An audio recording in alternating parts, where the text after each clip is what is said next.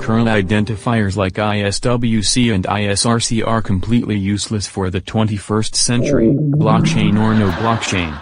Can we just drop them and move on? Welcome to Music Pub Cartoons. In Saturday Seminar, Music Publishing. In Tuesday Tech, Use of Blockchain in Music Rights. And History in Thursday, Thugs. There are many people called, for example, John Smith, and even more musical works named Love. But registrations must be unambiguous, so a way is required to know exactly which John Smith we are talking about and which work named Love. This is achieved with unique and unambiguous identifiers. And that is what we are discussing today. Identifiers, also called IDs, ID codes, etc., in the music industry. And current ones mostly suck. They are not good enough for current, very outdated processes, let alone for blockchain tech. Can we just drop them and move on? Why do we need identifiers? Well, let's compare it to Bitcoin. Every Bitcoin is exactly the same, just as every euro is. All transactions are transactions of certain amounts of Bitcoins between two wallets. Oversimplified, all that is need are wallet IDs. However, in music rights, we have different people with different roles, publishers, labels, musical works, recordings and many more types of entities that have to be properly identified. So, what makes a good identifier? That is what I call a clean slate. First, we must distinguish between internal and universal identifiers.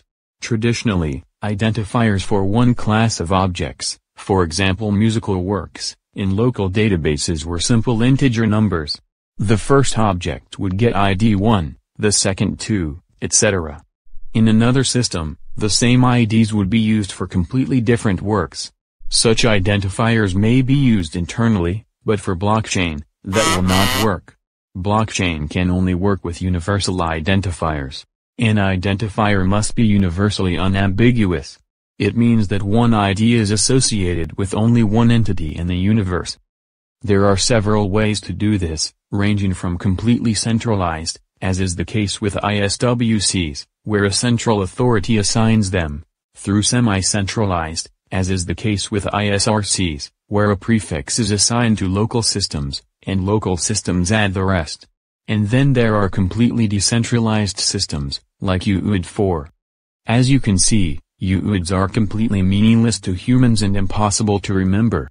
For completeness, the UID4 is not absolutely unambiguous, but the probability of a duplicate is 50% for a set of 2.71 quintillion entities, which is far less than a possibility of it happening through some kind of error. If we are to move to a blockchain system with no central authority, we need to abandon all centralized identifiers, like IP name and base numbers, ISWC and ISNI, and all semi-centralized currently in use, most notably ISRCs.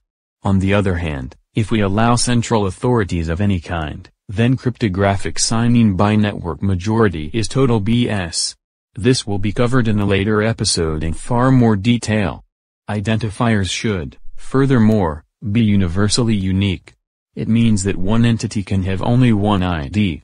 Again, none of the identifiers currently in use is universally unique, though most of them try to be. Actually, being universally unique is hard. Let me make an example. Two writers create a musical work together. It is one work, so it can only have one unique ID. So, who gets to assign it? Whoever does it first may seem like an obvious answer, but it is not a good one. And for a decentralized system, it cannot be any central authority. There is a good and simple answer, actually. Have a look at this clip from the last Saturday seminar. Musical work is defined with a work title and unambiguous identification of all authors and their roles.